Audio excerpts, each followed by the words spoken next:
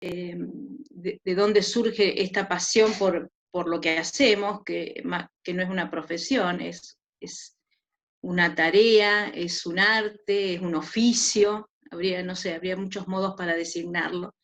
Y entonces en estos últimos años se fueron anudando estas dos cuestiones. Por un lado la enseñanza de la filosofía y por otro lado la preocupación por qué se entiende esto por ambiente, por crisis ambiental, qué está pasando, bueno, y así fui incorporándome en estos temas. Yo pensé cómo organizar un poquito la charla, cómo organizarme yo, digamos, para plantearles a ustedes algunas dudas, algunas inquietudes que tengo, y lo que más me interesa después es poder charlar. Yo lo primero que me hago es una pregunta filosófica, pero toda pregunta tiene una situacionalidad y una territorialización, digamos, ¿no? Para mí la situacionalidad de la pregunta es partir de algo que uno le llama un punto de partida, que no es ni mejor ni peor que otro, que puede elegir otra persona, y a partir de esto, y este inicio, este punto de partida, me pareció encontrar 4 evidencias que me llevaban a la pregunta filosófica. El punto de partida es que hemos llegado a los límites ecológicos del planeta, que la crisis que en algún momento se aludía como algo por llegar, ya llegó, la crisis ya está instalada y hay fenómenos y acontecimientos que no se van a encontrar la manera de volver atrás. Es decir, que hay cuestiones que no se van a poder resolver. Hay desastres y hay cuestiones que no se van a poder saldar. Enrique Leff, en un texto sobre saber ambiental, dice que América Latina tiene deudas. Una es la deuda externa, la deuda financiera que contraen nuestros países, que dice que, bueno, que uno puede decir que hay que pagarla o que no hay que pagarla, pero al menos se puede contar, se puede contabilizar, es tanto. Pagala, no pagala, bueno. La crisis de la razón, que ahí sería cómo podemos pensar desde nosotros mismos, una razón que se pone en crisis y volver a pensar, la podemos saldar si nos animamos a pensar por nosotros mismos, y habla de la deuda ecológica, que es una deuda que no se puede contabilizar, que no se puede medir, que no se puede magnificar, pero que tiene y está teniendo consecuencias muy fuertes y de mucha destrucción para el planeta y para todos los seres vivos. Máximo Cacciari en una entrevista dice que el hombre es la única especie que sabe muy bien cómo destruirse a sí misma. Y me parece bueno, que eso lo podemos ver, ¿no? Un informe de la Organización Meteorológica Mundial dice que en el año pasado, 2019, se registró la segunda temperatura más cálida de la media global desde el año 1880, que es más o menos donde dicen que con cierta objetividad se puede tener algún tipo de dato un poquito más certero. Y nuestro servicio, el Servicio Meteorológico Nacional, le aportó en febrero de este año al organismo mundial una medición que se hizo en el norte de la Antártida, donde la temperatura llegó a un récord de 18 grados. Entonces, me parece que el punto de partida no es ciencia ficción, ya el punto de partida y esta crisis, y que es insostenible seguir teniendo la misma relación con la naturaleza. Esto yo lo tomo como un punto de partida. Y a partir de esto, lo que yo llamo 4 evidencias. La primera es que estos temas ambientales, el calentamiento global y la crisis, dejó de ser, por suerte, dejó de ser un tema de expertos. Y que quizá a partir de la década del 60, este tema empezó a preocupar y a ser motivo de ocuparse de distintos grupos ambientales Y hoy asistimos a que este tema ya no es solo de expertos o solo de grupos ambientalistas, sino que la sociedad civil se ha incorporado de una manera muy fuerte y muy decisiva en estos temas ambientales y en esta crisis ecológica en la que estamos instalados. La segunda evidencia es la irrupción de la juventud en este tema.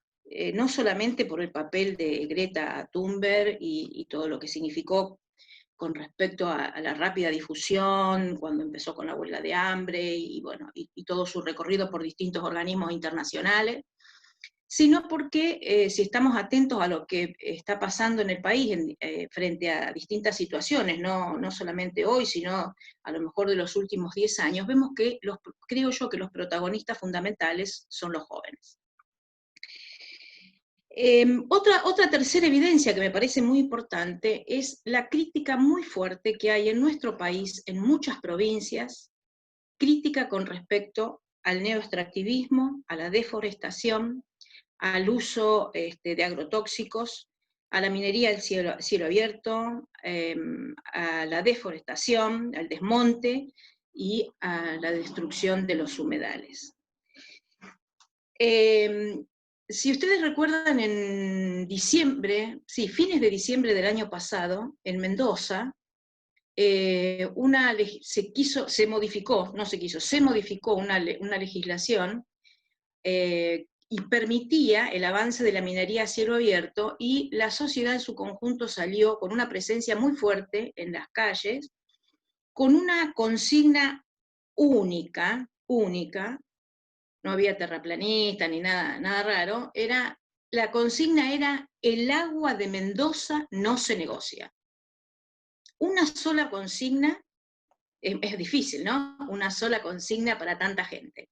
Y creo que fue importante, tal es así que la legislatura tuvo que volver a reunirse y tuvo que echar marcha atrás y tuvieron que volver a modificar la legislación. Algo parecido pasó en Chubut, y a partir de los incendios en los humedales, que no son nuevos para nosotros, hace muchos años que los venimos padeciendo, pero creo que con la crudeza y la impunidad de este año, yo creo que es nunca vista, y también son los jóvenes los que vemos en los encuentros que hacen en el puente Rosario Victoria. Qué significativo me parece que precisamente desde el interior se alcen las voces, las conciencias, la formación. Yo les decía recién, cuando entrábamos y estábamos esperando, les comentaba que, por ejemplo, ¿no? Con respecto a la filosofía, yo encontré en las reuniones y en los congresos de la red de filosofía del Norte Grande, cuando todos estos congresos que pude asistir, que nombraba Jorge, una preocupación por el pensar latinoamericano, por la situacionalidad, que no he encontrado en otras reuniones y en otros congresos. Y realmente eso me hizo volver una y otra vez, porque sentía que esa situacionalidad de la filosofía la podía encontrar con mis pares de Corrientes, de Formosa, Resistencia, Chaco, de las distintas localidades que asistían cada 2 años, creo que estaban esos congresos, y que realmente para mí fueron un espacio de mucho aprendizaje, al compartir con todos ustedes.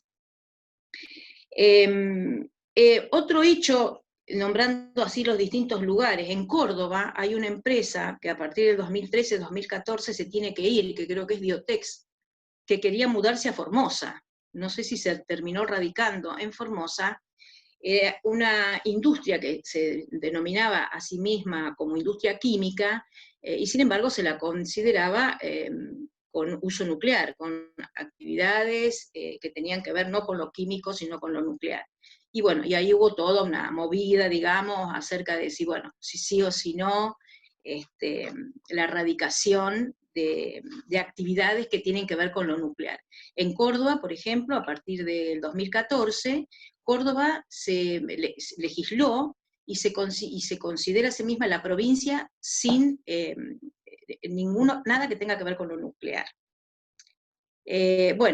a mí me parece que es el interior el que tiene la palabra, el que tiene la acción, el que tiene la posibilidad, también desde sus registros culturales, desde las diferencias culturales y desde toda la riqueza que viene de muchas culturas y de muchos pueblos, de realizar un aporte, me parece, a estos saberes ambientales que se van gestando y a este nuevo campo de reflexión que se va abriendo, que es el saber ambiental.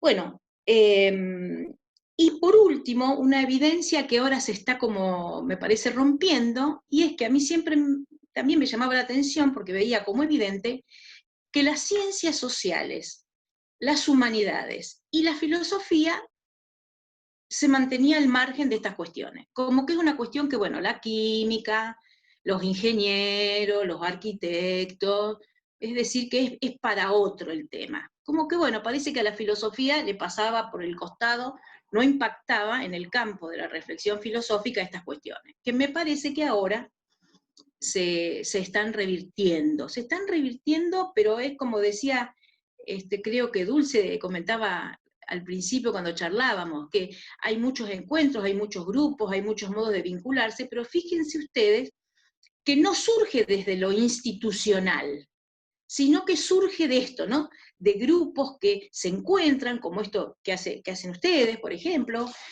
o organizaciones no gubernamentales. Acá en Rosario, por ejemplo, hay una muy importante que es el Paraná no se toca, y bueno, con la consigna esta de ley de humedales ya, es decir, como que se van gestando, si bien nosotros pertenecemos a la educación y a las distintas instituciones en las que trabajamos, parece que todo esto se va gestando, y aún desde nuestro métier, nuestra área, que es la filosofía, pero se va gestando de un modo todavía que no tiene una impronta institucional, pero que prontamente la va a tener, creo que por la misma acción y el mismo esfuerzo de pensar juntos que nosotros podemos hacer.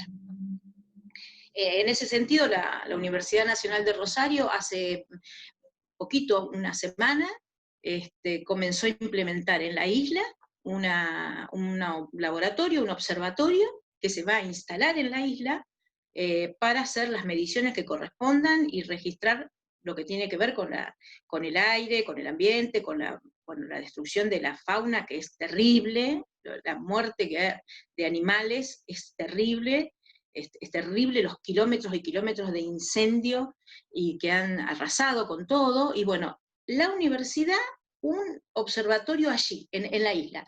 Nosotros tenemos una parte de la isla que no corresponde a Entre Ríos, que corresponde a Rosario. Bueno, ahí ya se está instalando.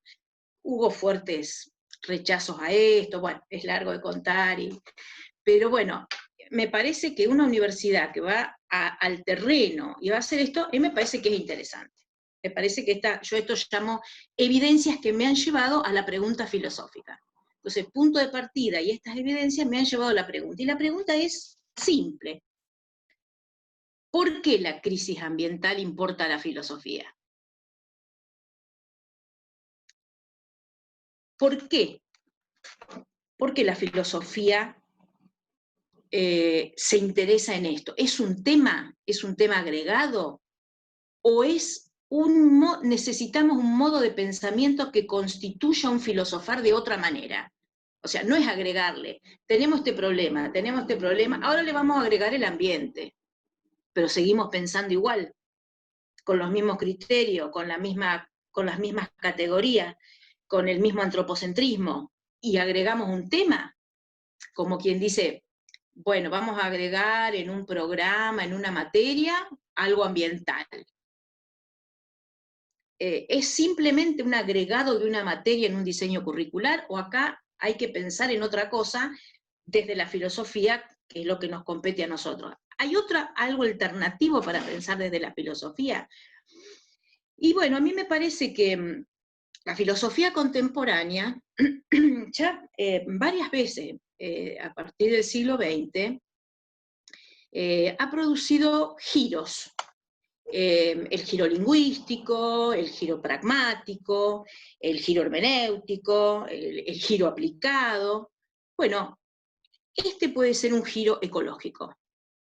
que marcaría en la filosofía un momento de ruptura, no de agregar un tema, ¿no? Sino de romper con un modo de pensar, o al menos plantearse si es posible pensar al mundo de otra manera.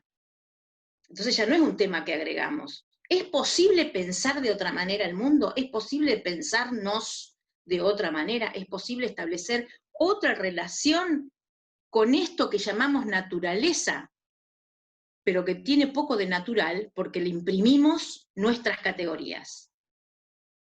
Y la naturaleza termina siendo antinatural, porque en realidad la moldeamos, la violentamos con el conocimiento. Y bueno, el conocimiento científico ha significado mucha violencia, porque no es solamente dominar la naturaleza, conocer para dominarla, sino también ha sido para destruirla. Entonces, la filosofía, ¿qué pasa con la filosofía? ¿Qué hacemos? ¿Agregamos un contenido o vemos si es posible modos alternativos de pensar? En el campo de la salud, ¿agregamos lechuguita, una zanahoria, o pensamos otro modo de alimentación? ¿O pensamos otros modos alternativos de producción de los alimentos? No es agregarle al asadito un poco de lechuga. O sea, hay modos alternativos de pensar la alimentación, porque ¿qué consecuencias trae a la salud del planeta la agricultura y la ganadería?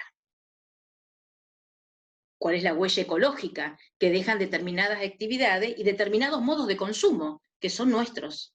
Entonces, ¿es simplemente agregar un tema y una preocupación al listado o se trata de ver si puedo operar un giro que me permita pensar la naturaleza de otra manera? Bueno, este tipo de pensamiento, que podemos decir que a partir del giro ecológico, a mí me parece que es un saber, un pensamiento que no es solamente teórico, que es práctico y que tiene fuertes implicancias morales y políticas. La sociedad y el medio hay que pensarlo de otra manera, porque el medio no es solamente un contexto, ¿no? Sino que hay un entrecruzamiento y hay una relación tal que esta relación con el ambiente, que la tenemos de determinada manera, constituye del modo que tenemos las ciencias humanas, las ciencias sociales, y entonces ver si es posible pensarlas de otra manera. ¿Por qué pensarlas de otra manera? Y primero porque aparece un nuevo objeto. El nuevo objeto es el ambiente. Es un objeto, una noción muy polisémica. El ambiente no es algo que pueda ser atrapado y que sea la posesión de un determinado saber o una determinada disciplina. Algunos dicen será necesario un pensamiento complejo, otros dirán es necesario un pensamiento interdisciplinario, otros dirán es necesario un diálogo de saberes. Y este nuevo objeto, el ambiente, provoca un nuevo campo que es el saber ambiental. Lo primero que desborda el saber ambiental es el conocimiento científico. Se ve desbordado. El saber ambiental es un saber que tiene que dejar lugar a la incertidumbre, a la incerteza, a la incompletud, un dejar lugar como estar en una posición de abierto a. En este saber ambiental, donde la filosofía me parece que tiene un papel fundamental. ¿Por qué? Porque si de lo que se trata es de otro modo de pensar, quiere decir que la crisis ambiental también la provocamos desde el campo de la filosofía, en tanto un modo de pensar lo hemos hecho hegemónico. El antropocentrismo no surge porque sí. Se afianza en un determinado momento histórico, tiene que ver con la modernidad, con el sujeto, con una relación sujeto-objeto, bueno, todo lo que podemos decir acerca de este antropocentrismo. Pero este antropocentrismo nosotros lo hemos continuado. Y lo hemos continuado, ¿por qué? Habría que pensar cuántos factores han hecho que este modelo antropocéntrico fuera el estructurante, el central, inclusive en nuestros estudios de filosofía, inclusive en nuestros modos de plantear la actividad filosófica. Entonces, la filosofía no es que dice, buena, vengo a solucionar el problema. A ver, el problema es filosófico. ¿Cómo pensar los valores? ¿Cómo pensar la relación con la naturaleza? ¿Cómo pensar los objetos? ¿Cómo pensar el sujeto? Y me parece que esta es la tarea filosófica. Primero esto, ¿no? De desmontar y de construir lo que la modernidad ha estructurado durante tantos siglos. Poder poner en cuestión, poder ver de qué manera este esquema moderno se fue construyendo y de qué manera poder deconstruirlo, ponerlo en cuestión, someterlo a análisis y ver los efectos que ha tenido en muchos campos. En este aspecto de la crítica al modelo de la modernidad, hay dos autores que para mí son importantes, que son dos latinoamericanos. Uno es Enrique Leff, este mexicano de que les hablaba, y el otro es Leonardo Boff, de Brasil. Yo creo que es fundamental que cuando nos dedicamos a estas cuestiones, valoricemos el esfuerzo de pensamiento y los años de actividad y de pensar que tienen los latinoamericanos, ¿no? Son dos esquemas totalmente distintos, el de Leff y el de Boff, tienen dos historias totalmente distintas. Bueno, habría no me voy a explayar en eso, pero es muy interesante la vida de Leff, que filósofo, sociólogo, músico, militante juvenil, estudiante, cuando era estudiante en la universidad en México, va a Francia para ver qué pasaba con el Mayo francés, es decir, la filosofía, el pensamiento y la actividad.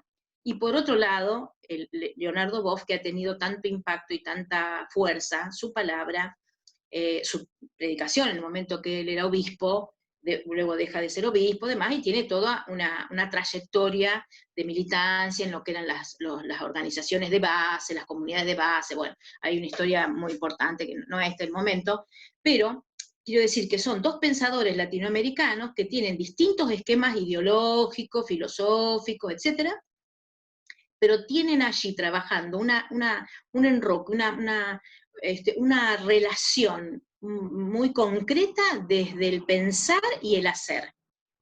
Y que, bueno, digamos, está bien leer autores de otros continentes y de todos lados, no lee todo, pero a ver, ¿qué se produce en Latinoamérica con esto, ¿no? Porque los dos reivindican el saber de las culturas latinoamericanas y que no solamente se trata de una reflexión teórica, sino que también recuperar el otro cultural, la otredad, ¿no?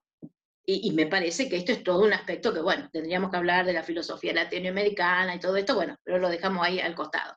Pero bueno, acá también la pregunta por la filosofía nos está llevando entonces a un terreno muy interesante.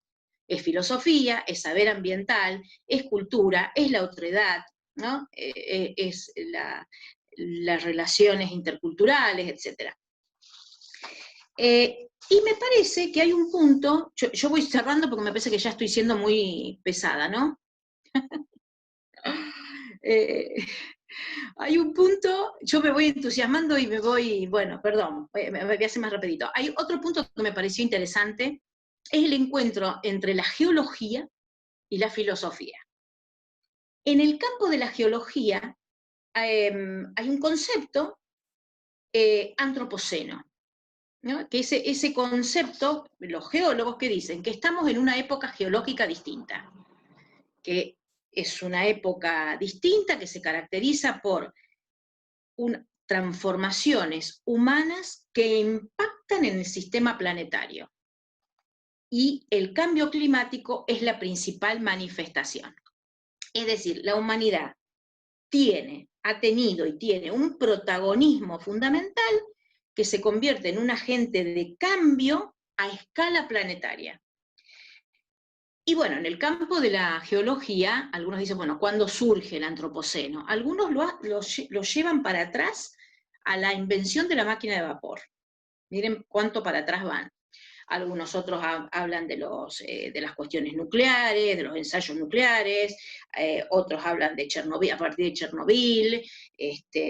Bueno, digamos que 1800, 1700, 1900, década del 60, bueno, es como que los inicios, no sé, hay toda una discusión, no importa, no nos metamos en eso, pero estamos, si no es en el pleno antropoceno, estamos en el periodo de transición que ya significa haber entrado por la injerencia de la actividad humana a nivel planetario, de cuestiones que ya no van a poder modificarse, y algunas que tenemos pocos años para que puedan ser modificadas, que puedan ser detenidas a tiempo.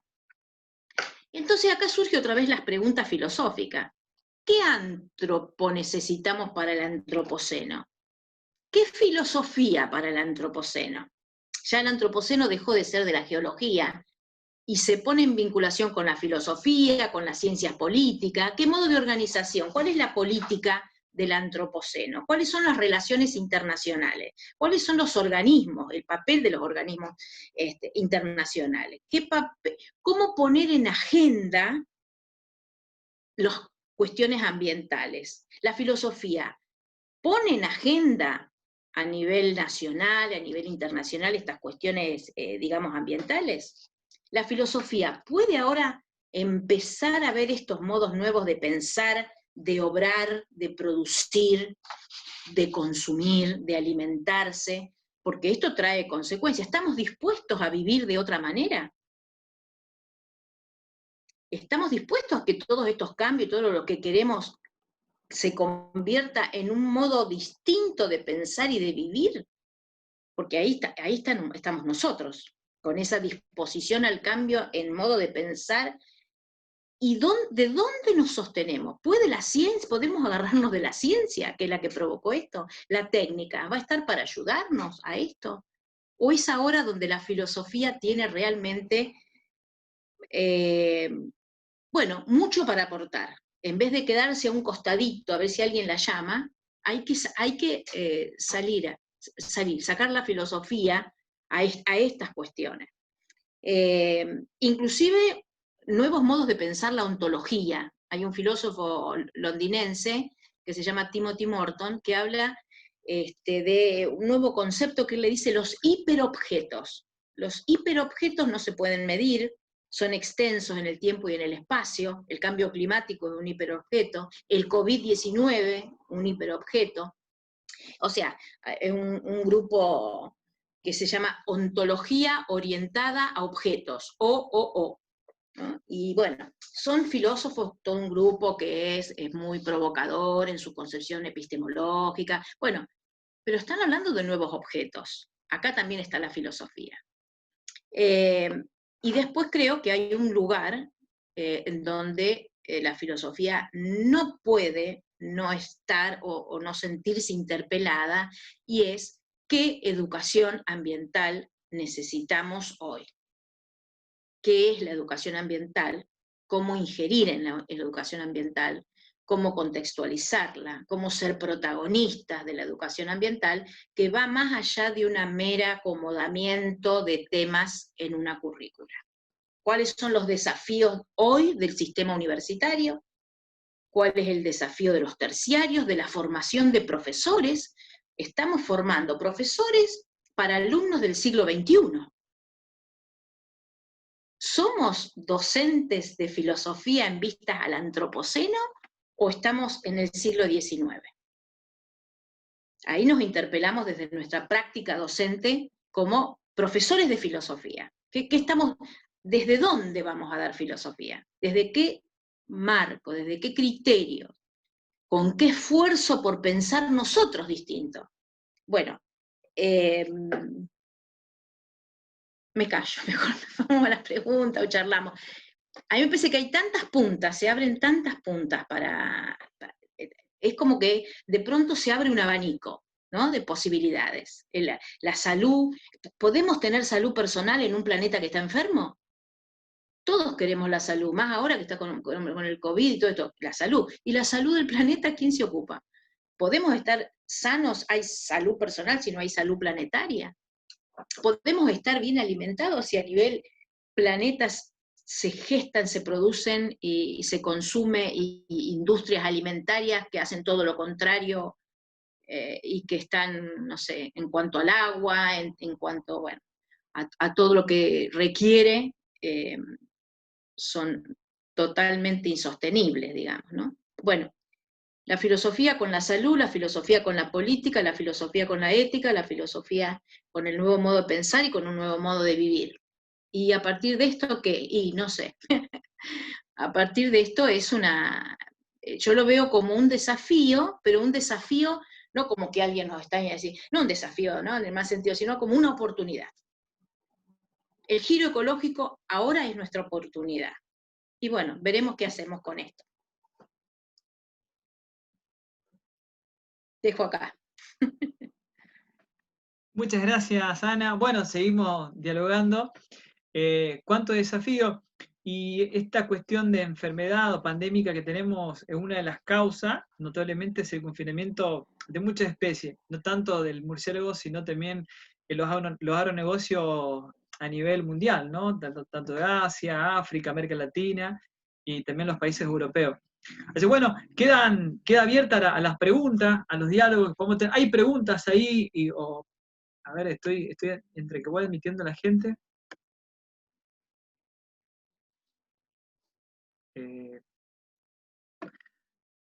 ¿Querés hay un comentario con respecto, bueno, te felicitan, bueno, ahí, sala 15 de UCAMI, ¿no?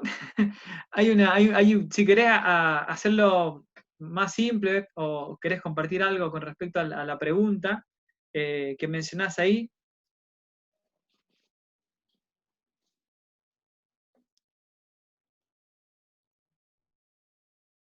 Hola, quiero saludar a todos, quiero agradecer el que me permitan estar. Yo no soy filósofo ni tengo formación en filosofía, mi formación es en ciencias exactas.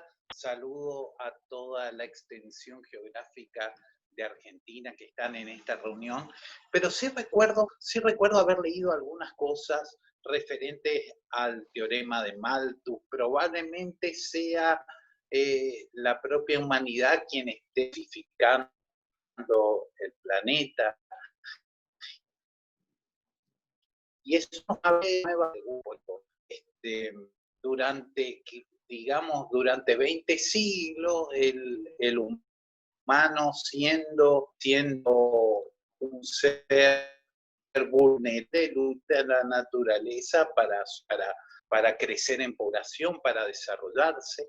Realmente a partir del siglo XIX y del XX podíamos decir que le ganamos a la naturaleza.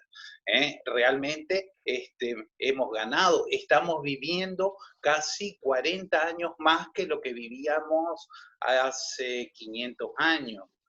Nuestra mortalidad infantil es cerca de 16 cada 1000 nacimientos vivos, cosa que es loable, es perfecta, pero no es normal desde un punto de vista biológico con respecto a ningún otro ser vivo. Creo que merece un análisis filosófico para el cual yo no estoy capacitado y por eso me uno y tiro esta idea solamente como una idea motriz.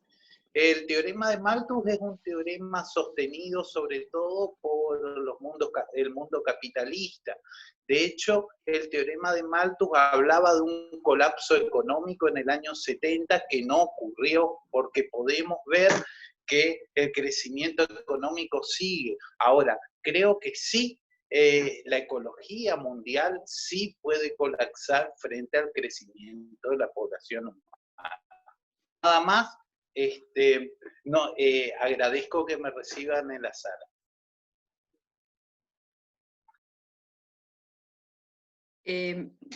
Mira, yo pondría un poco en duda esto que le ganamos. Le ganamos, a ver, yo podría, me parece que a lo mejor hay que, por un lado esto, ¿qué es ganarle? ¿Qué es ganarle a la naturaleza? que me parece que esto va aparejado con la categoría de progreso. ¿Qué es el progreso? ¿No? Este progreso tan querido en el siglo XIX, bueno, a mí me parece que los que trabajamos en el área de la filosofía, estas cuestiones las tenemos que pensar, sospechar. Yo sospecho de la idea de progreso. Sospecho de esto de que ganamos. Yo no creo que ganar sea destruir y aniquilar. Siglo XXI y la cantidad de millones de niños que se mueren en el mundo por falta de comida, por falta de atención, me parece que es un bochorno a la humanidad que en el siglo XXI naturalicemos algunas cosas. Yo creo que hemos puesto de rodillas a lo mejor a la naturaleza, o habría que pensar, ¿qué es la naturaleza? Porque a lo mejor no es lo que nosotros creemos que es, ¿no? Un sentido romántico, la naturaleza, lo que está allá. Yo creo que, digamos, una filosofía para el antropoceno es empezar a pensar en este contexto de crisis global planetaria, ¿qué es el progreso? La idea de progreso decimonónica, ¿a dónde nos ha llevado? ¿Qué relación hay con la naturaleza? Ganar, perder, empatar, no sé. Me parece que acá es donde tenemos que, bueno, los que nos dedicamos a la filosofía, tenemos hago referencia a esto. Seguramente yo ya me he enfermado de muchas cosas que me hubiesen matado hace 200 años. Seguramente, mejor dicho, lo comprueba la tasa de mortalidad general en términos demográficos, en términos demográficos que incluso son absolutos. Por eso me pongo a pensar, y lo peor de todo, la teoría del valor dice que lo que más abunda menos vale.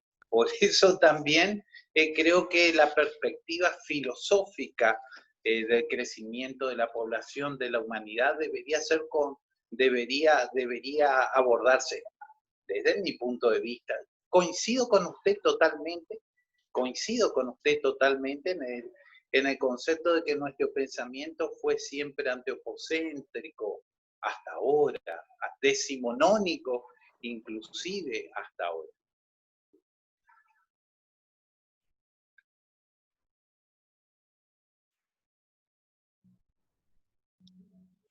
Bien, seguimos con algunas preguntas. La tenemos ahí. Ana, ¿querés comentar ahí Ana? Así Hola, está, sí, Ana. acá estoy. Ahí está. Está bueno el senti pensante ahí de los colombianos. No, que la escuchaba acá a la excelente, nuestra invitada, la verdad. Cuántas ganas de seguir escuchándola por un buen rato más.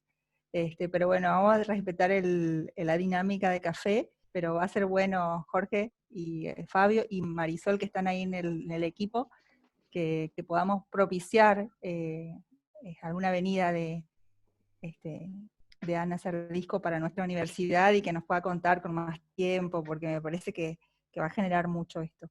No, me hacía acordar con esto del compromiso, estuve tomando nota, no puedo salir de mi esquema, mi chip, de los giros que ha dado, ¿no? Yo vengo del campo de la antropología social y un poco cuando los escucho a los filósofos, resuenan algunos debates y otros no, digamos, por las distintas escuelas en las que cada disciplina va abrevando, ¿no? Y va construyendo. Y en esto de ese giro ecológico y ese impacto moral y político, cuando usted señalaba esta cuestión de cómo estamos, si estamos dispuestos a vivir de otra manera, y cómo esta deformación que hace el conocimiento científico al desnaturalizar lo natural, sino se acerca a algunos desarrollos que han habido en otros campos. Por ahí Falsborda, cuando hablaba del saber o del conocimiento sentipensante, que en realidad es una categoría nativa, porque no es de él, no es propia de él, sino de los productores, los pequeños productores agrícolas de Colombia, en una época muy álgida de la vida latinoamericana, por un lado, y por otro, a Luis Alberto Guarat, que por ahí no es muy conocido en Argentina, pero sí en la Universidad de San Pablo, que ha dejado un gran legado en el desarrollo de la filosofía jurídica. Fue un abogado, un catedrático argentino, egresado de la UBA, pero que todo su desarrollo teórico ha abierto el debate de cómo se va volviendo un carnaval, los mismos campos donde se dirimen los derechos y las categorías como justicia y demás, donde tuvo una cercanía muy particular con la filosofía, y él hablaba un poco, cuando usted señalaba de cómo, de los grandes desafíos para la educación, de una educación ambiental, ¿no? Porque acá también tenemos a nuestros profesores de diferentes áreas, tenemos a nuestra querida Marta Godoy, que es de la Facultad de Ciencias Exactas, Químicas y Naturales de la UNAM, a la profesora Vergés, que es titular de la carrera de Ciencia de la Educación, y piensa y nos ayuda a pensar la didáctica desde otro lugar. Por ejemplo, Marta es parte del colectivo argentino de educadores, y bueno, con ella hemos tenido, yo aprovecho y la he disfrutado, porque es parte de la red de investigadores en educación, que pertenece a la UNAM. Y bueno, Guarat habla de que el aula, él pensando en formación de abogados, ¿no? Debía virar a una epistemología surrealista, donde la creación de saber tenía que permitir la libertad del otro, como si fuera en ese momento creativo de quien pinta o construye la musicalidad en diferentes ramas del arte, ¿no? Él pensaba eso, y con este desafío de qué era empezar a soñar en este giro ecológico, si no necesitamos empezar a deconstruir las categorías donde nosotros construimos esas realidades, ¿no? Me hizo pensar muchas cosas y tomé nota, y no sé qué podría obligarnos, como casi una cosa diagnóstica y directriz, pero que necesitamos esa orientación, la filosofía, para que empezamos a ablandar estos esquemas de pensamiento, ¿no? ¿Qué es lo que pudiéramos hacer los no filósofos para ablandar nuestras categorías y empezar a pensar estos dos interrogantes, ¿no? Si estamos dispuestos, y es una gran pregunta, y qué educación podemos lograr. ¿Qué debemos hacer filosóficamente? ¿Qué esfuerzo deberíamos hacer? Bueno, es toda una cuestión. A mí me parece que Enrique Lech me parece que da una clave con respecto a cuando él habla de diálogo de saberes. Nosotros estamos muy acostumbrados porque nos hemos incluido en un esquema metodológico que llamamos interdisciplinario, y que la verdad que es muy valioso, porque nos ha permitido salir de eso de que cada ciencia, cada disciplina, cada librito, cada campo está separado del otro, y de esa fragmentación tan terrible, y entonces lo interdisciplinario me parece que ha tenido y tiene relevancia, importancia. Pero quizá ahora habría que pensar en esto de diálogo de saberes, que no es interdisciplina. No es volver a un saber totalizador que englobe, sino más bien desde la diversidad poder dialogar. Y entonces a mí me parece que el matemático sigue siendo matemático, el físico sigue siendo físico, nosotros hacemos filosofía, que podemos entrar en este diálogo de saberes donde no hay un saber privilegiado por otro, y en este diálogo de saberes entran los sujetos culturales. El diálogo de saberes incorpora a los saberes de sujetos que habitan distintos mundos, porque hay distintos modos de habitar el mundo. Entonces no es, en la interdisciplina parece que, ay, a ver, los científicos hacen esto. Entonces, a mí me parece que Lev hace una crítica a la interdisciplina y dice que es volver a querer una unidad, cuando en realidad de lo que se trata es poner en diálogo, pero en ese poner en diálogo hay que hacer intervenir a otros actores, los sujetos culturales que tienen diversos mundos. Y entonces allí me parece que desde la antropología habilita al otro cultural. No sé, desde el punto de vista más epistemológico, me parece que el diálogo de saberes nos puede dar algunas claves. Y por otro lado, la pregunta que vos decías, la filosofía, el hacer de la filosofía tiene que encontrarse en el hacer. Porque si no volveríamos a la concepción de la filosofía que nos da una receta, ¿no? Un libro de preguntas y un libro de respuestas. Yo la verdad que no sé contestar eso. Lo que me parece es que hay que intentarlo, empezar, preguntándose, que la filosofía vuelva a habilitar la pregunta por ella misma, cuando decimos naturaleza que decimos, cuando pensamos el hombre, cuando pensamos, bueno, pero ahora estamos en otro periodo. Ahora, bueno, creo que es una tarea a construir. Así, construyéndola, digamos, metiendo manos a la masa, digamos, ¿no? En este hacer, no quedarse fuera del hacer,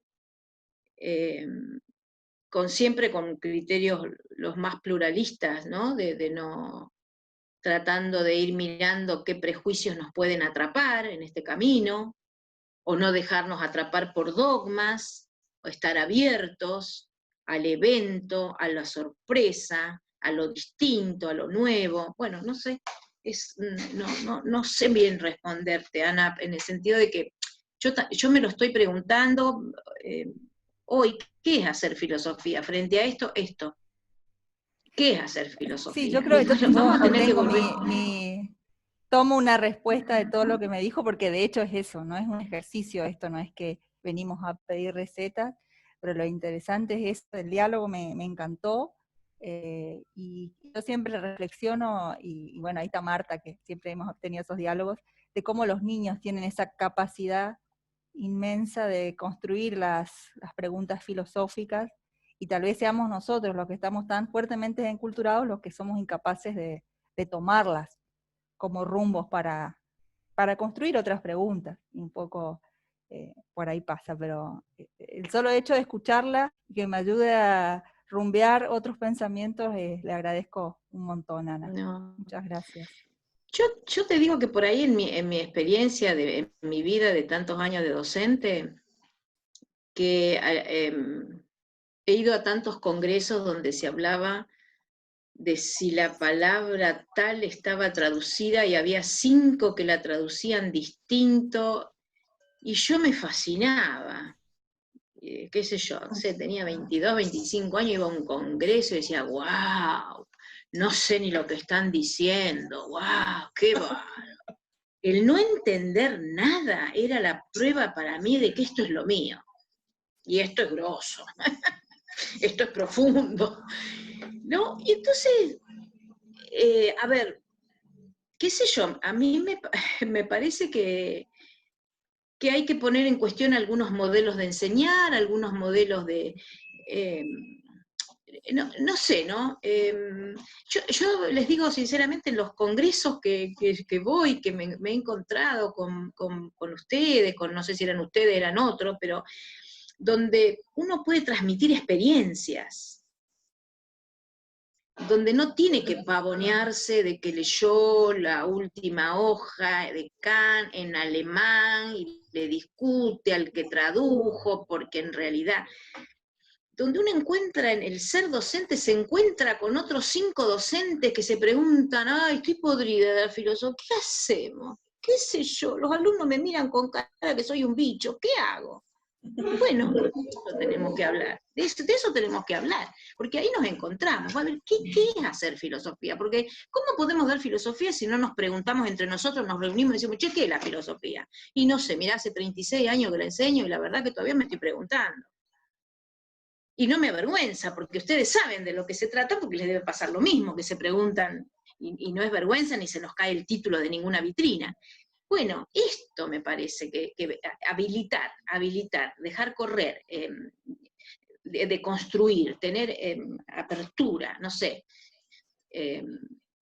No sé bien tampoco, pero me parece que por ahí viene. Y en el encuentro el encuentro de las prácticas, de las experiencias, a mí me parece que por ese lado algo podemos encontrar o podemos ir buscando. Pero bueno. ¿Puedo meter bocado? Dale, Se me escucha Yamila. como Nico, no sé Sí, quién sí. es. Ok. Yo me quedé pensando mucho, por ahí en realidad tomé un poco más de notas y demás, de la primera base, de las 4 evidencias que decías y de dónde partías para indagar en la pregunta, y se me cruzaban un montón de cuestiones en la cabeza, y yo decía, es muy interesante esta idea de diálogo desde saberes, y yo le di como otra interpretación a todas tus evidencias y tus puntos fijos de apertura, ¿no?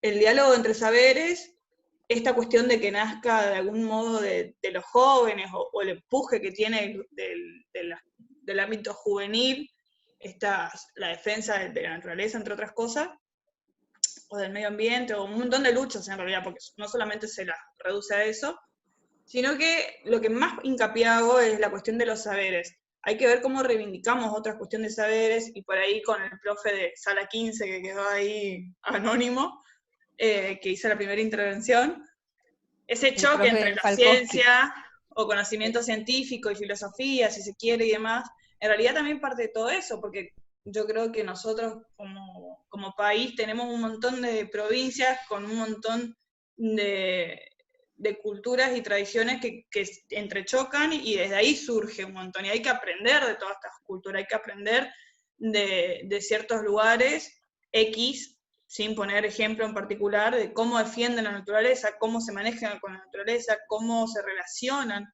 y demás. No solamente al ámbito juvenil ni nada, sino que es muy interesante pensar que, a ver, la crisis ecológica no solamente está en Latinoamérica o en Argentina, o acá, Brasil, Argentina, Uruguay, Paraguay, digamos, alcanza a toda la totalidad del planeta, si se quiere, y qué se está haciendo en diferentes ámbitos, y esa cuestión de intercruzar saberes me parece muy interesante. Me parece que una buena apertura también al diálogo, insisto en lo mismo, tampoco hay una guía de cómo seguir, porque es casi imposible para todo, no se puede partir y decir, bueno, hoy hacemos esto, la semana que viene seguimos con esto, pero es muy interesante poner yo rescato muchísimo de todo lo que se dijo de eso, la charla entre saberes, no los saberes clásicos universitarios o cosificados ahí, que son la química, la biología, la antropología, o los que no, hay un montón de otras culturas de las que se puede aprender, y que es un desafío enorme para cualquier persona. Eso. Sí, tal cual. Yo voy a hacer un pequeño señalamiento, muy pequeño, pero que me parece que es bastante explícito. De todo lo que dijiste, Ana, me parece que se podría resumir en pensar una filosofía para la vida. Hiciste referencia a muchas cuestiones que están ligadas a la destrucción, a este afán de poder del ser humano que parece insaciable, que viene históricamente manifestándose de diferentes maneras, y que hoy en día vivimos consecuencias que en algún punto son irreversibles, lastimosamente. Y me parece que ese es un desafío que puede, o sea, es la manera en la que yo pienso puede sintetizar todo lo que dijiste, ¿no? Pensar una filosofía para la vida, al servicio de la vida. Exactamente. La posibilidad de pasar del antropocentrismo al biocentrismo, donde la vida, pero la vida de todo ser, porque también habría que preguntarse la clasificación ontológica que nosotros hacemos entre el hombre, el animal, el mineral.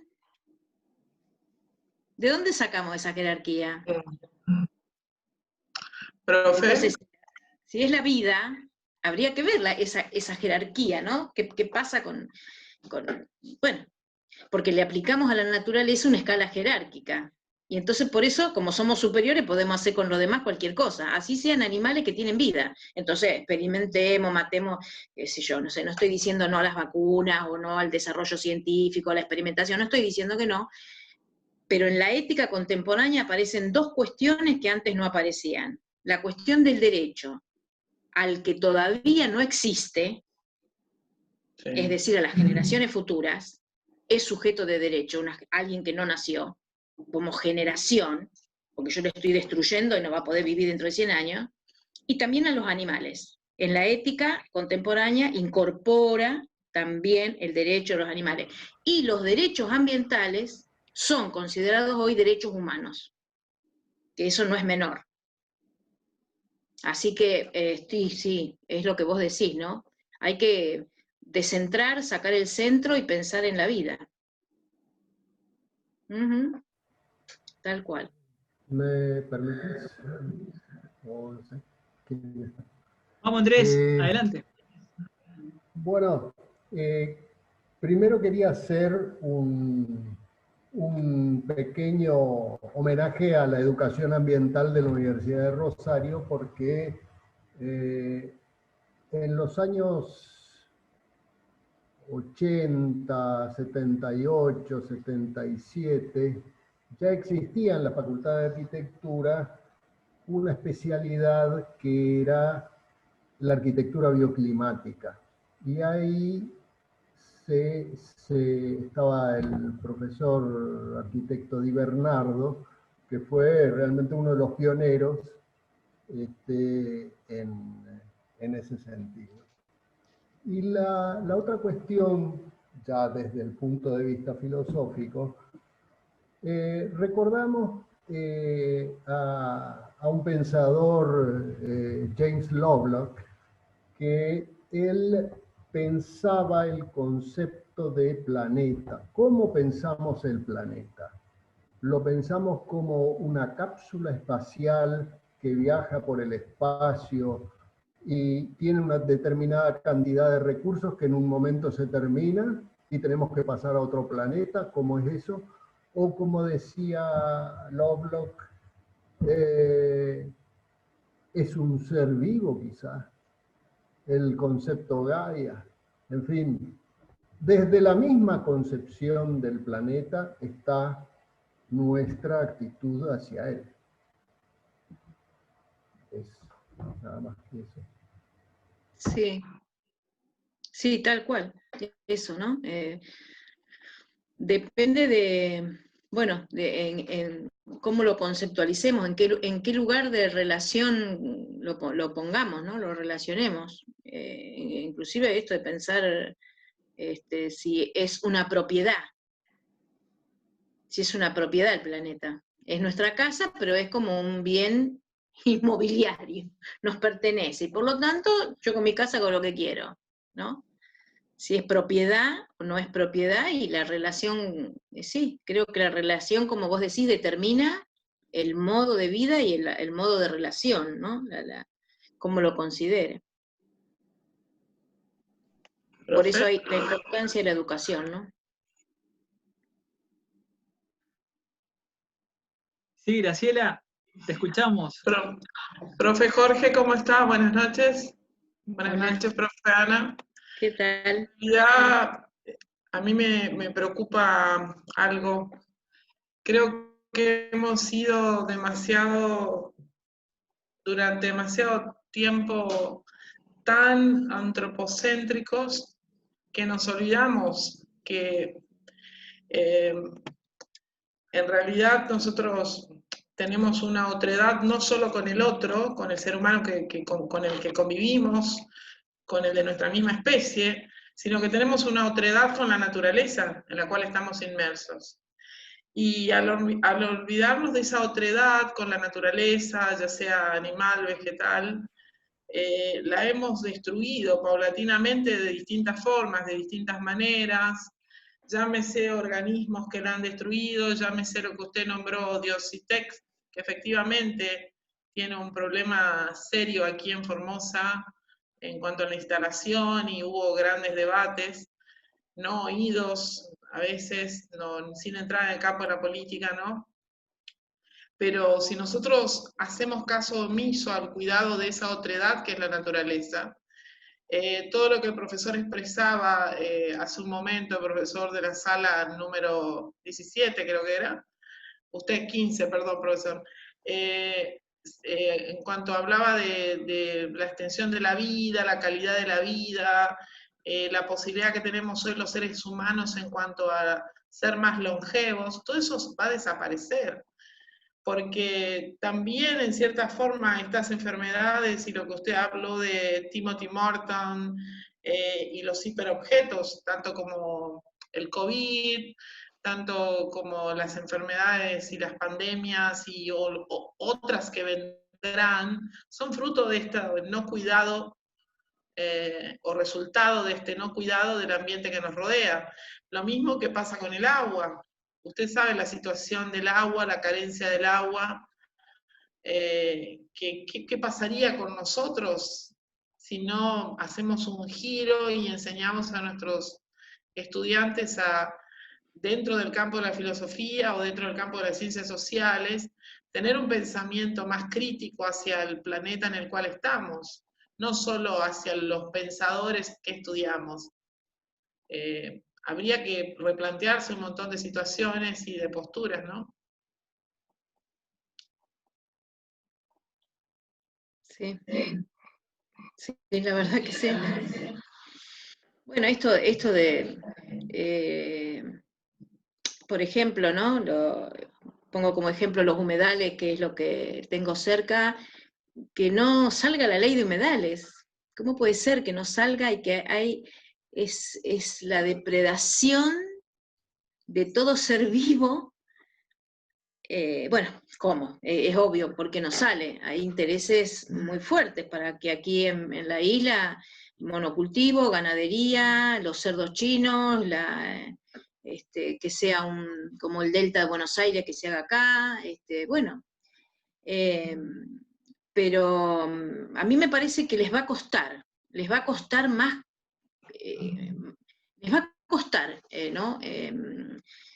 Si quieren desconocer, porque yo creo que hay mucha firmeza, y además me parece que también buscamos información. La gente busca información. A lo mejor los chicos en el aula con nosotros se aburren, pero ellos después en internet buscan, y buscan lo que quieren, y buscan cosas, y vos le preguntás la crisis climática, el cambio ambiental, y ellos saben de qué se trata. Y a mí eso me parece maravilloso, me parece maravilloso.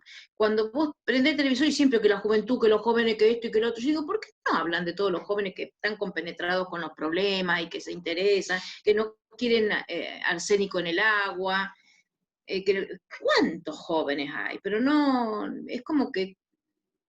Y esto del COVID, a mí me llama la atención cómo se instalan las narrativas, ¿no? De que es una conspiración, o muchas narrativas, y lo que se invisibiliza es lo que tiene que ver con lo humano, que las enfermedades zoonóticas y que realmente hay causas de crisis ambiental que llevaron a esto, y hubo antecedentes, las otras enfermedades, los otros, si uno se empieza a pensar, hay antecedentes del COVID-19. Y entonces no, se dice que fue una conspiración, que si, qué sé yo, ¿viste? Y se quiere pensar que una sopa, que el murciélago, alguien se estaba comiendo murciélago. A ver, acá hay cosas más fuertes detrás de esto, ¿no? Y que tienen que ver con lo climático, porque en definitiva es una cuestión de intereses y de poder. Intereses y de poder. Es para llorar, yo les puedo asegurar que es para llorar. Quienes amamos el río Paraná y amamos la ciudad y mirar el río, ver el fuego, las cenizas que llegan, el no poder respirar, es para llorar. Los animales que huyen, que mueren, que quedan incinerados, y nadie sabe quién fue, no se sabe, o sea, no es que pasa a no sé cuántos kilómetros, está pasando acá enfrente, no se sabe, no encuentran. Todavía el fiscal no supo a quién llamar y no no se encuentra, no se sabe quién es. Y es una cosa que vos decís, es muy fuerte, es muy fuerte. Y los jóvenes, yo admiro a la juventud que está tan fuerte en estas cuestiones. Digo, juventud yo, digo, los 20, 30, ¿no? Porque yo ya tengo muchos más, pero a mí realmente eso me llena de esperanza. Soy bastante escéptica, salvo cuando escucho a los jóvenes hablar. Totalmente.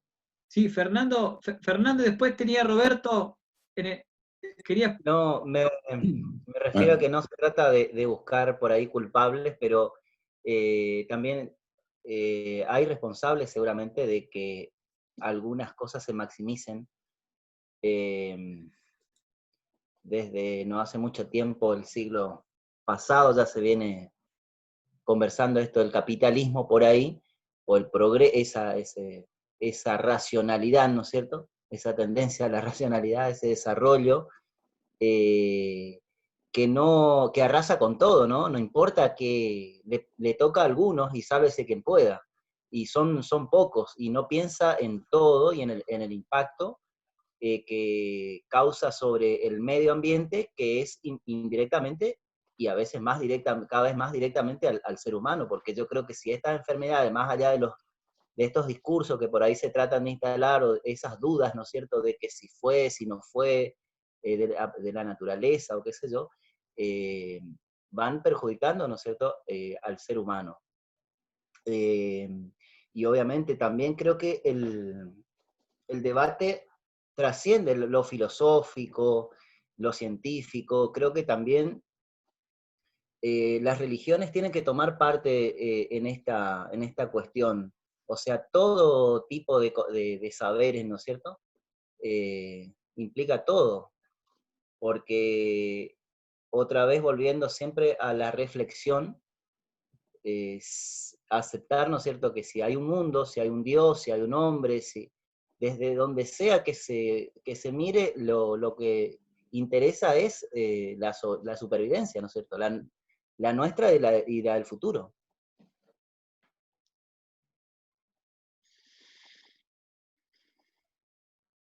Sí. Es como que si no importara las generaciones futuras. Total, yo sé que hasta donde yo llegue, total, el planeta va a existir. Después, No bueno, importa que se arregle el que venga. Eso. Fernando. Me refiero un un poco poco también a esto de cambiar ciertas posturas que son rígidas y mirar más allá, ¿no es cierto? Que son verdades de última, que son aceptadas, que son argumentadas, pero que son solamente un aspecto o un tipo de verdad. Ya nos enseñaron sobre eso.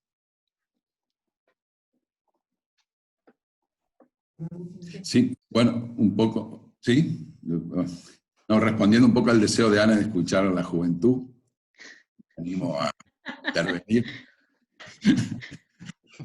Hola Ana, mi nombre es Fernando, soy docente de la facultad. Te agradezco muchísimo la exposición y los conceptos.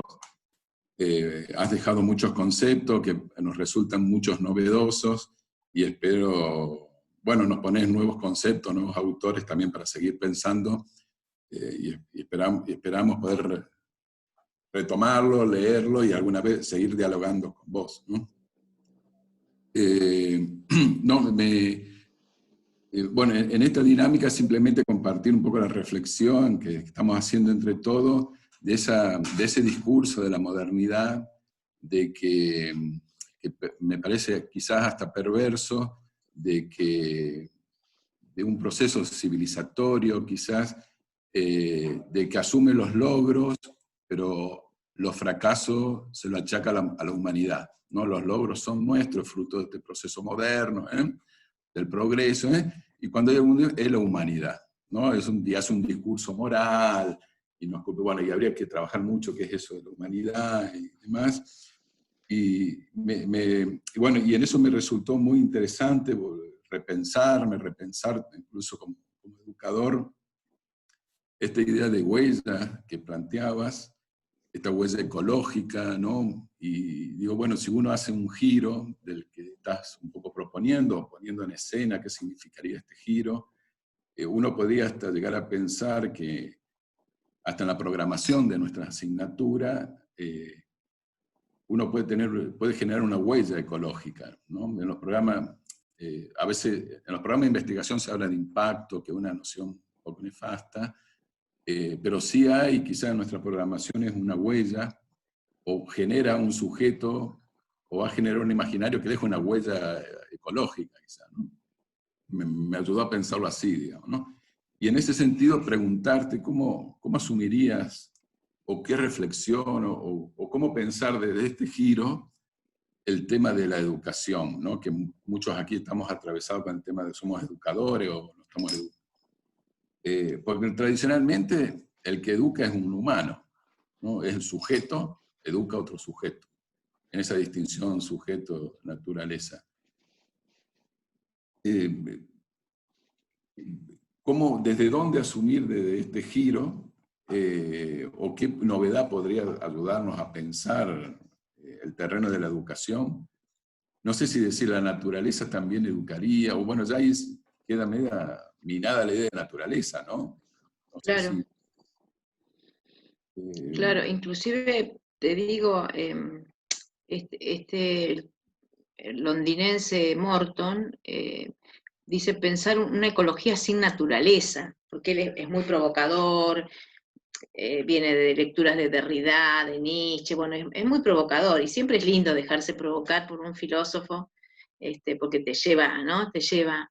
Yo creo que es todo un tema esto de la educación, porque ¿cómo hacemos del ámbito escolar? Muchas veces nos hemos preguntado que sea inclusivo, con esta cuestión de la inclusión, y mucho hablamos sobre la inclusión. ¿Y cómo hacemos que sea comprometido ambientalmente? ¿No? Pensando ambientalmente, transformando el pensamiento. Entonces, por ejemplo, acá en Rosario, hay un colegio que es muy importante, que lo que está haciendo hace varios años es, en los patios, divide la basura, en la que es orgánica, inorgánica, bueno, todo me parece muy, muy bueno, porque es un modo, digamos, bueno, y tienen, ¿cómo es que se llaman? En la universidad, en la Facultad de Arquitectura también tienen, se llama SIGA no sé qué, Sigadrillo, algo así, juntan las colillas que fuman en el patio, y lo juntan y no sé, se lo llevan a alguien que lo recicla, los puchos, y hacen no sé qué cosa, algo de ladrillos con esos puchos. Bueno, todo esto es bueno. Todo esto me parece bárbaro. Mi facultad ahora está remodelando, hay bebederos, hay ver si se pueden, que no se usen vasitos descartables de plástico. Todo eso es bueno. Ahora, yo creo que nos quedamos en lo ornamental si pensamos que es eso solo. Porque de lo que se trata es de una educación con pensamiento ecológico.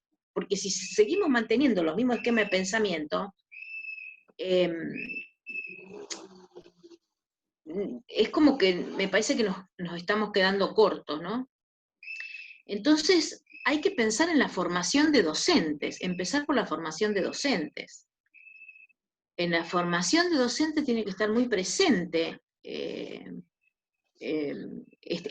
pensar ecológico. Es como el pensamiento crítico, se formula, se practica, se ejerce, y entonces hay que pensar un pensar ecológico que también se concrete, se practique. Como todo cambio va a ser muy lento, porque las cosas que se resuelven rápidamente es porque después en el tiempo no trascienden. Yo puedo hoy cambiar un contenido, pero eso no me va a llevar a tener una escuela inclusiva, o eso no me va a llevar a tener un criterio ambientalista, ¿no? Entonces, bueno, yo creo que el aula de filosofía es un lugar de indagación, de búsqueda, de problematización. Bueno, ¿qué vuelta le damos al pensar, al pensamiento? ¿Por qué no nos encontramos los docentes no para hablar los de filosofía, los de biología, los de matemática, ¿Por qué nos juntamos para hablar de esto? De cómo poner en juego un pensamiento ecológico. Porque no tiene que ver con dar una materia o dar la otra.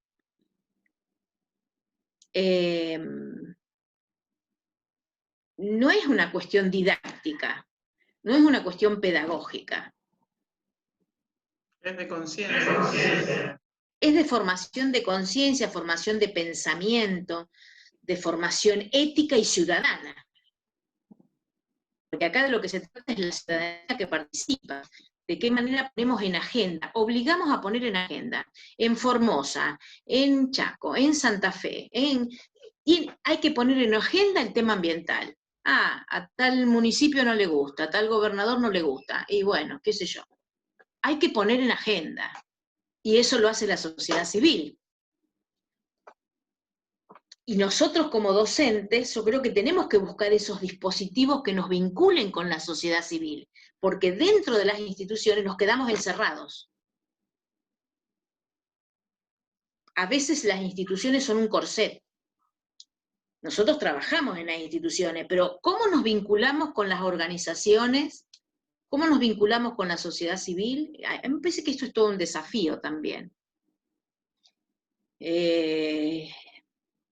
Bueno, yo creo que eso es lo maravilloso que tiene ser docente, Fernando, que esto no lo pensábamos 10 años, 20 años atrás, que esto lo estamos pensando ahora. Y entonces, vos te sentís joven y yo también. Bueno. Maravilloso. ¿Ves? Mirá, nos pagarán poco, pero esto de hacer lo que nos gusta, sentirnos jóvenes porque estamos con jóvenes, no nos lo quita nadie.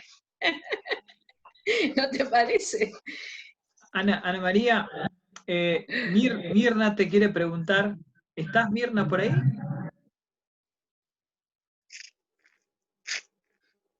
Hola Mirna, está con poca conectividad porque anda por los alrededores de Potrillo, el límite con Salta.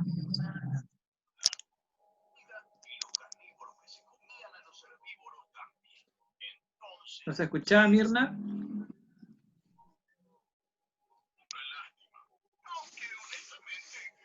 Hola a todos, buenas noches desde el oeste. Acá tengo problema con la conectividad, por eso no prendo como es la cámara. Quizá un momento. Bien. Todos están con la cámara. Estamos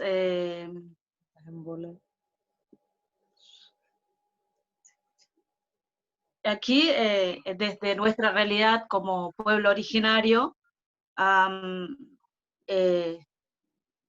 doy cuenta que cada pueblo, cada sociedad tiene su forma de enseñar, su modo de enseñar. Por ejemplo, el caso nuestro es que nosotros hemos aprendido desde la enseñanza en nuestra cultura, hemos aprendido a valorar las cosas a través de los relatos como leyendas, creencias. Por ejemplo, en la cultura nuestra, las personas no deberían sacar más de lo que se necesita extraer, por ejemplo, la miel, porque si uno saca más de lo que debe sacar, entonces uno sufre las maldiciones de un ser sobrenatural que es, por ejemplo, el Etexaintá. Entonces, es un modo nomás que nosotros aplicamos en la enseñanza como para que la gente de nuestra cultura piensen un poco su responsabilidad, el cuidado digamos, en la naturaleza, ¿no? Sentirse como parte de la naturaleza, porque si la naturaleza no está bien, entonces nos afecta a todos. Pero ¿qué pasa? Vienen la otra educación, ¿no? Después de muchos años, hasta en la actualidad tenemos otro modo de de adquirir los conocimientos. Y muchas veces los conocimientos desde otras culturas, ¿no? Entonces, desde que nosotros aprendimos a que no existen los seres, ahí es como que la gente se sintió con más libertad de hacer lo que quiere hacer. Lamentablemente se elige hacer las cosas en contra de la naturaleza, en contra de la, digamos, del desarrollo, del equilibrio de la naturaleza. Eso es lo que quería decir yo ahora. Bueno, bueno, eso nomás. No sé si se comprendió. Sí, perfectamente, perfectamente. Por ejemplo, Creo el tema de la siembra. También en nuestra cultura hay momentos que decimos que tenemos que hacer descansar la tierra, ¿no? Para que vuelva todos los nutrientes y todo eso. También para competir todas las plagas, por ejemplo, si uno, para competir con las hormigas que come lo que hay en el cerco, entonces hay la misma naturaleza encontramos, ¿no? Para poder cuidar o hacer que las hormigas no coman las plantas que estamos cuidando. Por ejemplo, acá en la zona tenemos bola verde y echamos sobre, digamos, las plantas para que no se acercan las hormigas. Es un modo que nosotros hacemos para no usar lo químico, ¿no? Entonces, estoy muy de acuerdo esto de que es muy importante que las culturas, las personas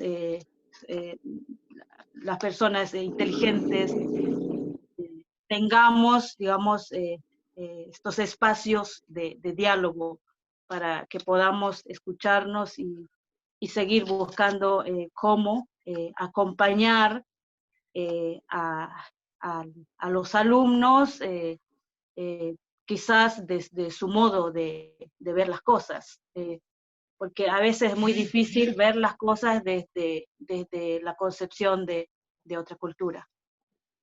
Ahora sí, dejo. Bueno. Mirna, que me dejaste pensando en esto de tomar lo que necesitamos, ¿no? Nosotros inventamos necesidades para tener más de lo que, ¿no? Inventamos aquello que no necesitamos pero que queremos tener por posesión, digamos, ¿no? Si este fuera el criterio, ¿no? De lo que necesitamos y no con un sentido depredador. Bueno, ese sería un vuelco en el modo de pensar, ¿no? Un giro. Nosotros, no sé, hoy tenemos un celular que tiene tales cosas, pero mañana quiero otro que hace algo más. Y después pasa un mes y ya quedó caduco porque quiero algo que haga algo más, que me salude, que me diga hola, buen día, a la mañana, no sé, queremos. Y bueno, y entonces nos quedamos atrapados. Por eso digo, ¿cómo haremos para animarnos a vivir de otra manera? Que esto que vos estás diciendo, ¿no? Si yo esto no lo necesito, si puedo manejar de un auto, tener dos, tener tres, y habitar una casa puedo habitar una. Qué sé yo, ¿no? Esto, ¿no? De inventar una necesidad para tener un objeto que satisfaga esa necesidad. Qué sé yo, lo que vos estás diciendo me parece que, bueno, es la vida, es esto, ¿no? Es decir, es un pensar y es un vivir que hay que cambiar. Totalmente de acuerdo, y yo creo que también.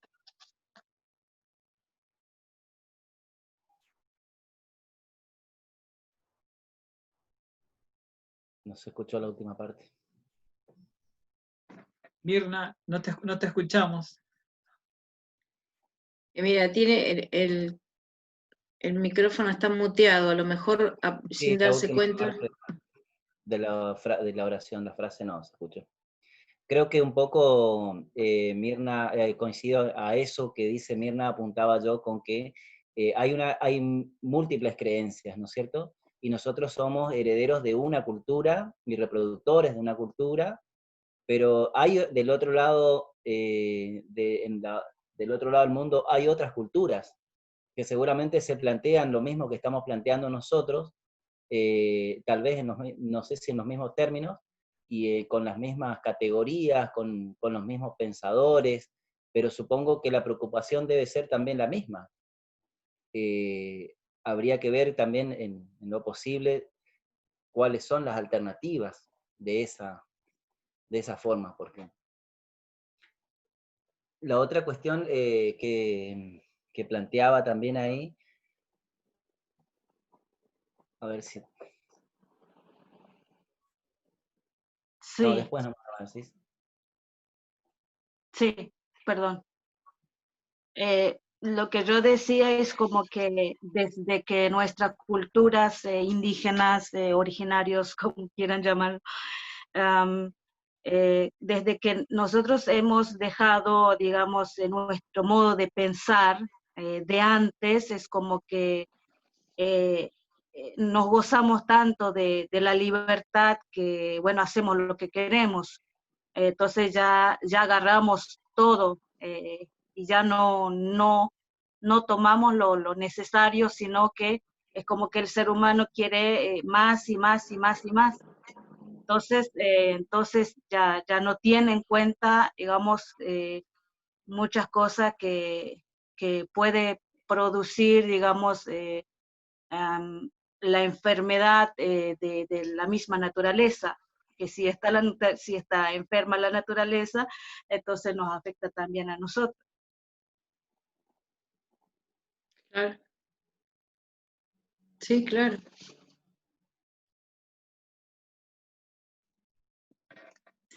A mí me gustaría que indaguen un poquito más, ahí, hola Mirna, ¿qué tal? Sobre el concepto de libertad, porque se supone que se lo atribuye solamente al género humano, obviamente no, que nosotros somos seres libres y demás, pero es un concepto bastante interesante que se incorpora en todo el debate, que no sé si tenés algo más que decir o por ahí explayarte, estaría buenísimo.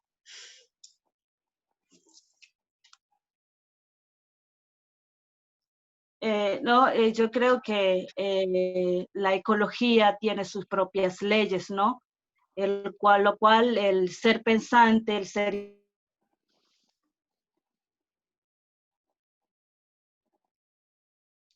Ay, se dejó de escuchar. No, porque volvió a tocar, parece su micrófono. Lo muteó de vuelta.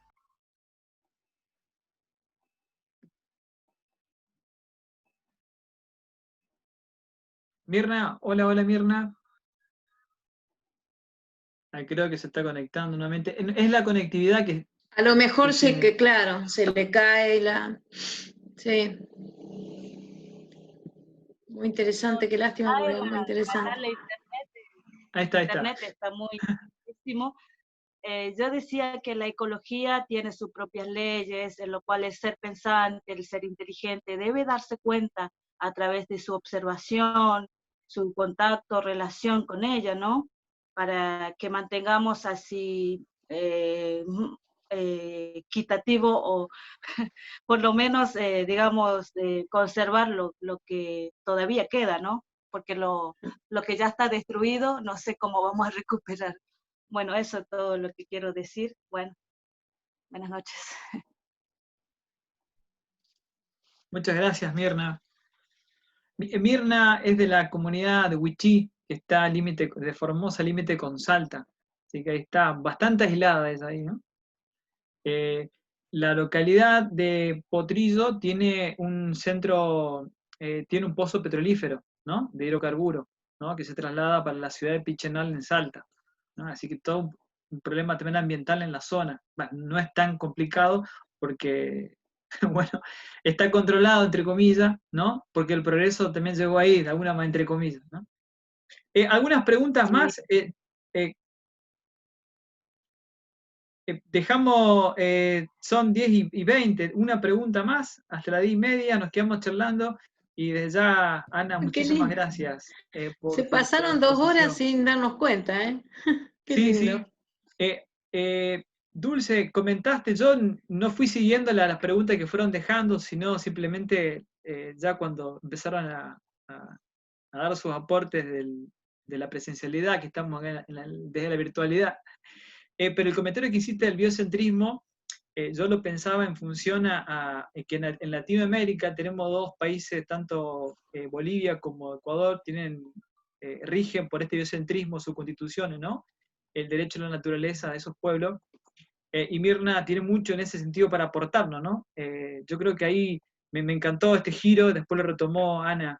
No sé si querías aportar algo, te cortamos cuando estaba escribiendo y se fueron No, proliferando las...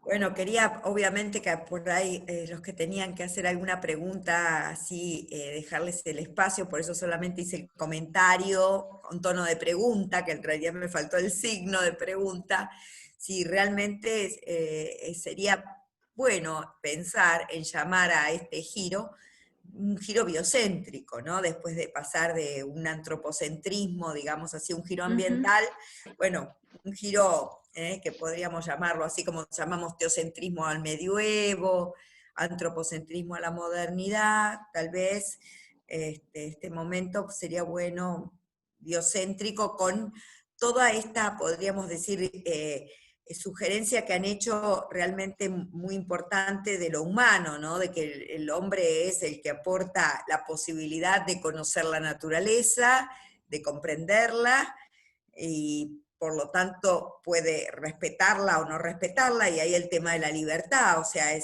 me parece que sería importante, ¿no? En ese sentido también que la idea de biocentrismo incluya también lo propiamente humano, no centrándolo en él, sino equilibrándolo de alguna manera. En la vida. Bueno, y muchas gracias, me gustó mucho tu presentación, Ana. No, gracias a vos. Esto de que el centro tenga la vida, me parece que en Dussel,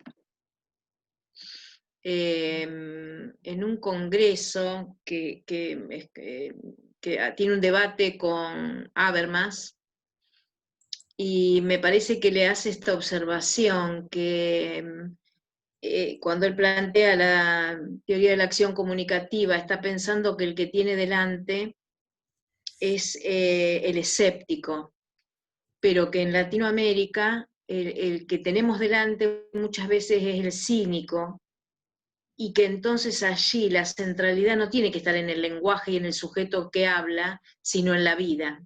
Porque en Latinoamérica lo que sufren son los vivientes, el analfabetismo, la desnutrición, la muerte, la tortura. Bueno, entonces hay que poner en el centro la vida, no el lenguaje. Me parece que esto es un contrapunto que se hace entre Habermas y Enrique, sí, Dussel, el mendocino que vive en Alemania. Sí, Enrique. Gracias, Ana. No, por favor. Bueno, estamos en horario de cerrar, Ana. Nos gustaría que sea mucho más extenso, Qué pero lindo. tenemos que alimentarnos. Como no hay nada para ofrecer de la universidad, ¿no? Yo sé que algunos están tomando algo, ya apagaron sus cámaras, están cenando, nosotros vamos a hacer lo mismo. Bueno, agradecerte, Ana, por la No, por favor. predisposición y el entusiasmo que pusiste para compartirnos. Nos encontramos desde la virtualidad, ya lo vamos a hacer de la Un gusto. presencialidad. Les agradezco mucho. Yo quisiera, bueno, al inicio te presentamos a los docentes, pero después se fueron agregando personas, ¿no? En la participación de esta noche, en este café. Está con nosotros y creo y va dejando su lugar a otra persona, deja el decanato Marta. Bueno, la tenemos ahí, que algunas palabras no quieran. La despedimos esta noche, porque en realidad esta noche es su último su último día como decana, ¿no? Bueno, gracias Jorge, gracias. Qué mejor manera que dar vuelta a una página con esta vivencia, ¿no? Con esta posibilidad de haber sacado adelante el Café con Filosofía, algo que amamos desde la Facultad de Ciencias Humanas, algo de lo que nos enriquecemos todos con este momento para poder pensar juntos, como bien lo dijo Ana, la posibilidad del diálogo con el otro, la posibilidad de construir, co-construir conjuntamente, abriendo mi cabeza, rompiendo mis estructuras, volviendo a armar matrices, escribiendo nuevos caminos, que es lo que permite un compartir como esto, que es el Café con Filosofía, que tanto queremos y tanto quieren ustedes, y a quienes agradezco de corazón que haya sacado, que hayan salido, que se haya podido dar esta posibilidad, que tiene una riqueza inusitada este año, ¿no? A pesar de todas las cuestiones difíciles, de lo doloroso y de lo triste de la lejanía física presencial, la posibilidad de establecer diálogos y de tender redes, o quizá, ¿por qué no?, iniciar redes con gente de tantos distintos lugares y de tantas voces y de tantas culturas que la verdad es una caricia al alma. Ustedes me escucharon decir durante este tiempo bastante esta frase, y es lo que estas actividades hechas, sacadas adelante y con este éxito de que sea esta hora y de que seamos más de 50 personas que estamos abiertas al diálogo, ahí atajadas a la computadora para no irnos porque no queremos que termine, es un muy buen indicador, primero, de la posibilidad de conjugar voces y hablar, y otro también de la necesidad que hay de establecer este tipo de diálogos, ¿no? Que quede abierta la puerta y que sean muchos cafés más.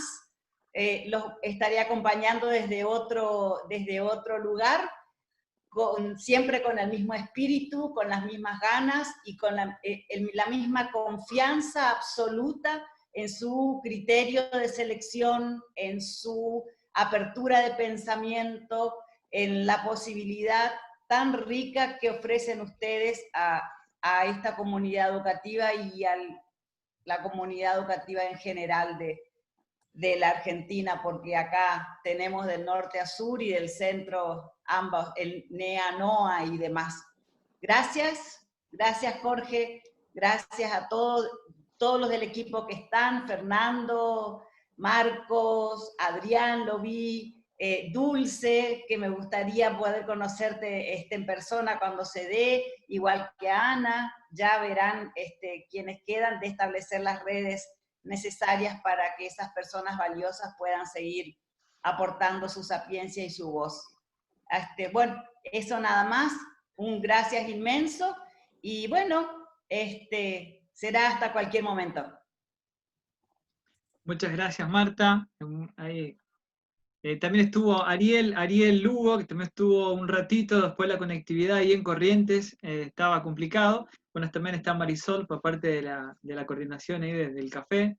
Así que muchas gracias por la participación a cada uno. Gente de Formosa, de Corrientes, nos han visitado, de Resistencia. Bueno, nos despedimos, cada uno en su casa, ya viendo la pizza. Ana, mil gracias por la predisposición. No, gracias. La verdad que los felicito por esto que hacen, estos encuentros. Me parece bárbaro. La verdad que es reconfortante. Así que mañana ya empiezo a contar con acá, a los docentes les empiezo a contar la experiencia porque me pareció hermosa. Les agradezco muchísimo. Y bueno, es un modo a seguir apostando en los lazos sociales, en el encuentro con el otro. Será así, será presencia como sea, pero el otro, con el encuentro con el otro. Gracias, Ana. Gracias, les agradezco muchísimo. Muchas gracias, Ana.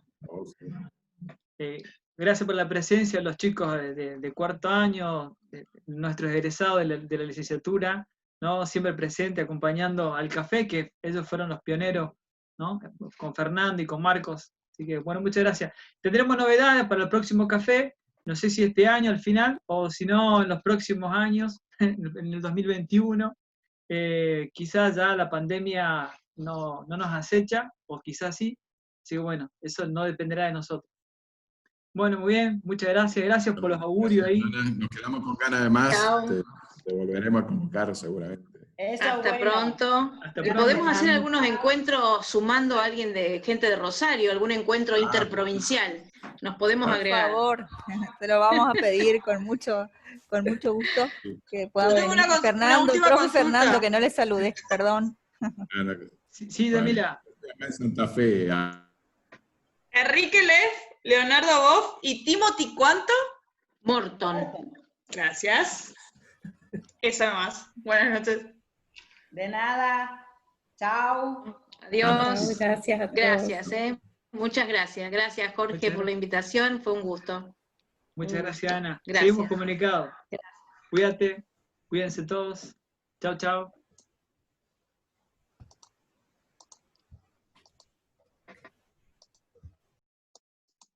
No sé cómo hacerlo.